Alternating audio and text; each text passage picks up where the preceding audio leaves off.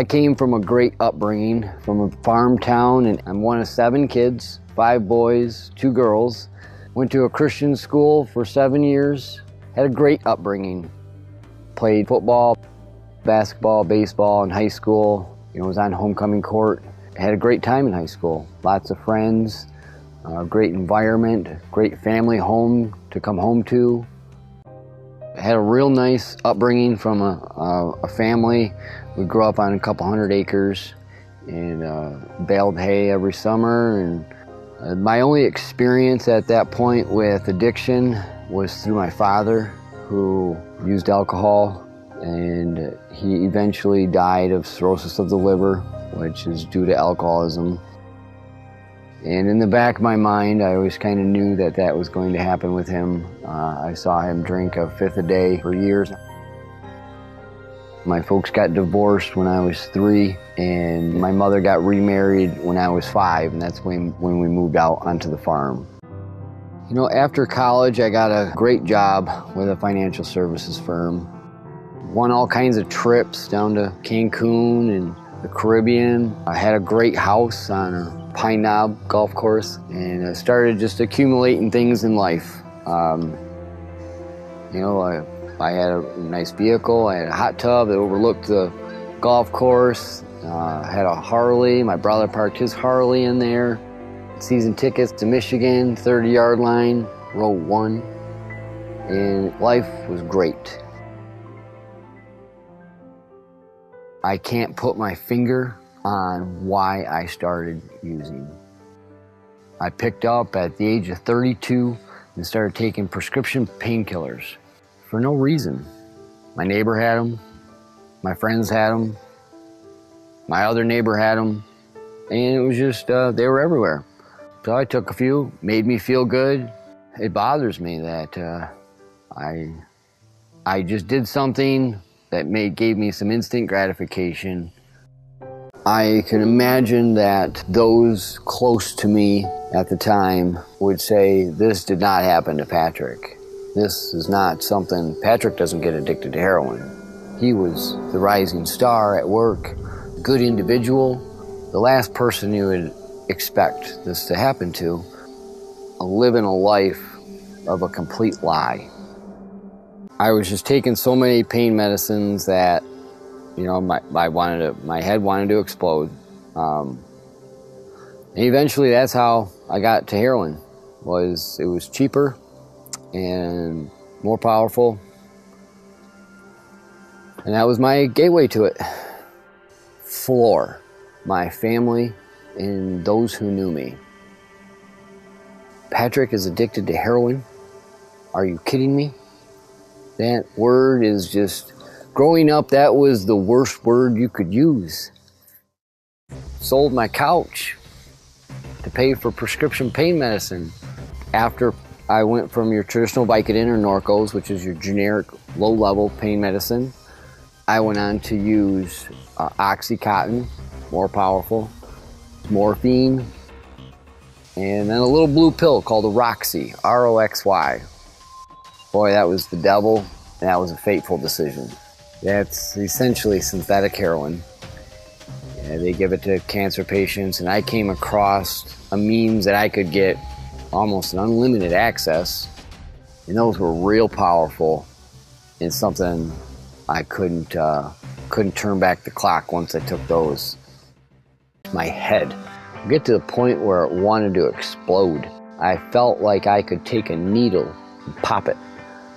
It became so swollen with medications. And eventually my business went under and everything I had was gone. I got to the point where I didn't care. I was very aware in my addiction and very conscious of what I was doing. But when I had the opiates inside my body, I just didn't care. Opiates are meant for pain.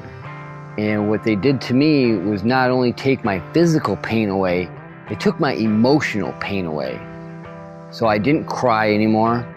Something happened, it didn't tear me apart. I would just take more pain medicine. And when I would cry is when I wouldn't have it and all those feelings and emotions would come back.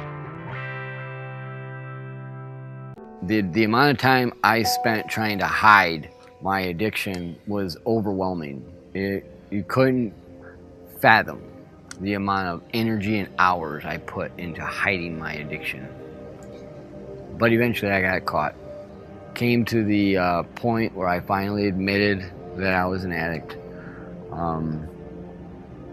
And then, I got sick of fighting it. I got sick of fighting the addiction and fighting with my fiance at the time. I can remember I just walked out of the house and never came back. Done. I'm just going to move into somebody's house that I barely knew, but I knew that he used heroin and so did I, and I slept on his couch for 3 months.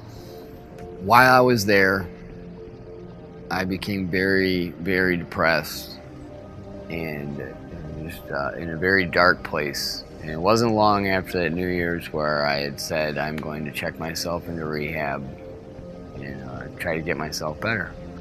I called my fiance at the time. My folks knew, my family knew, and unfortunately that was an expectation that those close to an addict have. He's checking himself into rehab. He's going to go there for a couple weeks and he's going to come back and he's going to be better. I went to rehab with those expectations and wanting it, but when I got out, I went back to the house and my habits didn't change. Nothing changed, and it wasn't long. It was a few short weeks before I had relapsed and started using again. I couldn't stand to watch the sun come up in the morning. Every morning I would look out the window and that sun would come up. I would put the covers over my head and say, I have to do this all over again. I have to wake up and I have to lie about where I'm going. I have to lie about why I need money. I have to lie about how long I've been there. I have to hide my addiction. I have to hide my relapse. And I couldn't escape my addiction. I wanted to, but I couldn't. And so I found a way out. And that was to kill myself. I thought life had gotten, this life was.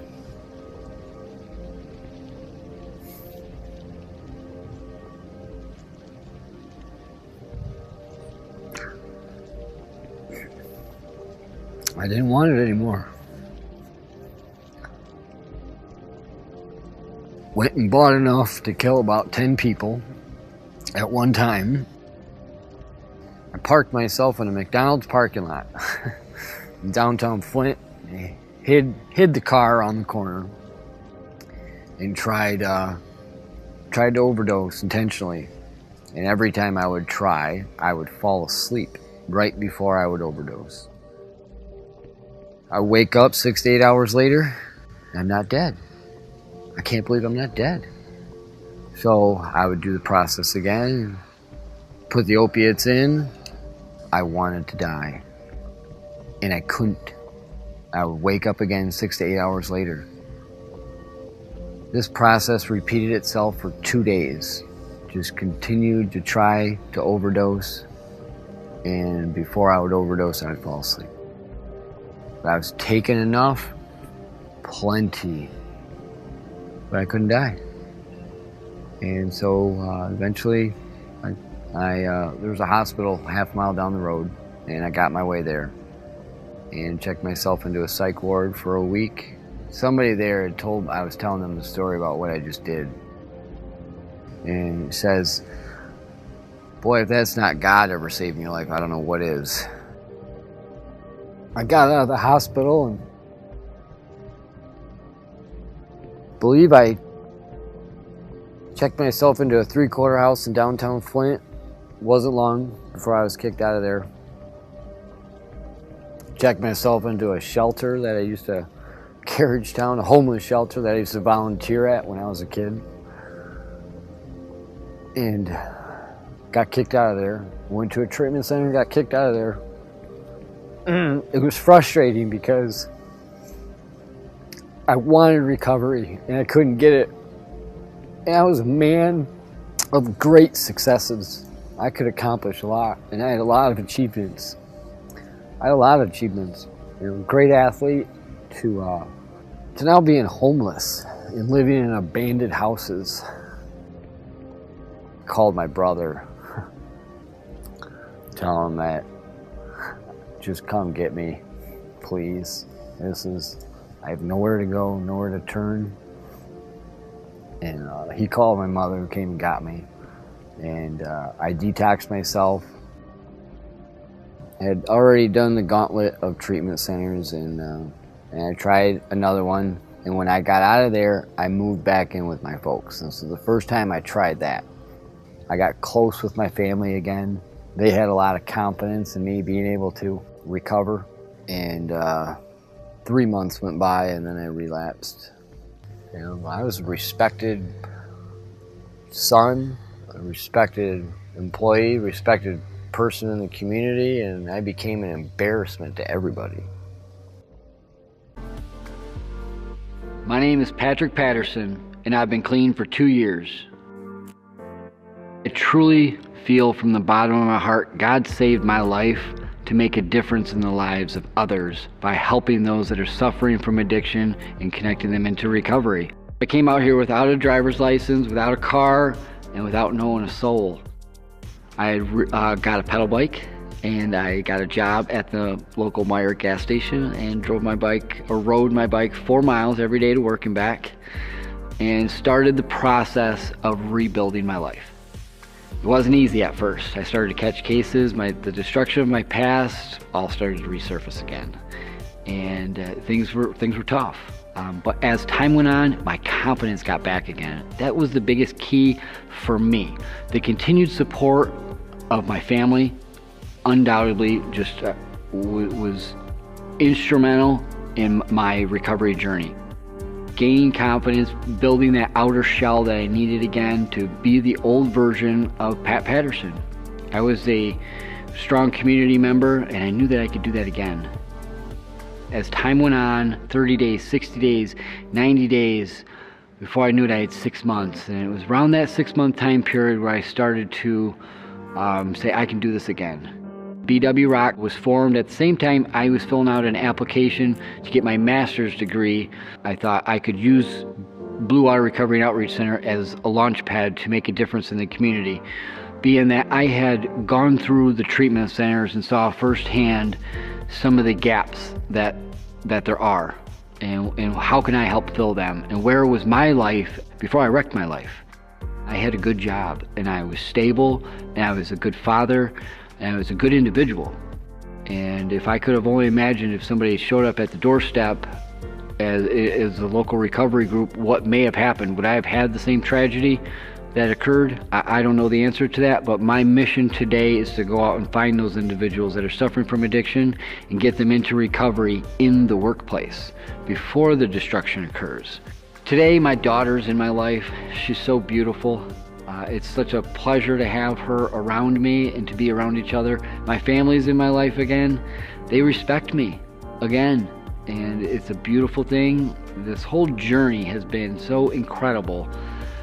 I wake up every day with an incredible amount of joy and energy that surpasses the love that I had prior to my addiction.